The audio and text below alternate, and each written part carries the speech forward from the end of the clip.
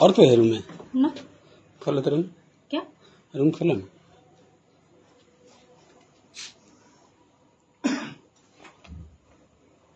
जी sir.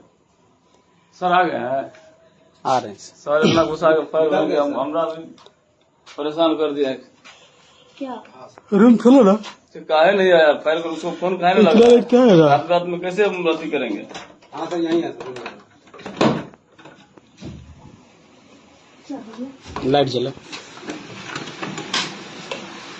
कौन है वो अंदर में? क्या अंदर में कौन है? अंदर में हाँ हाँ कोई है अंदर में है, दिख रहा है। क्या अंदर में कौन है वो?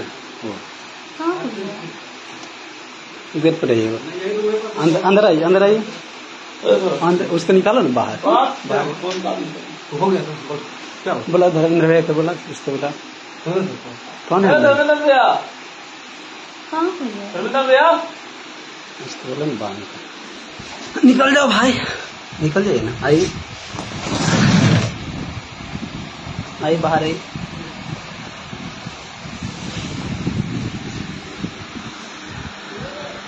कहाँ घर है आपका? कहाँ घर है?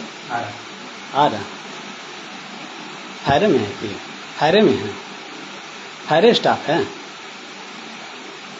फायरे स्टाफ है? चलिए ठीक।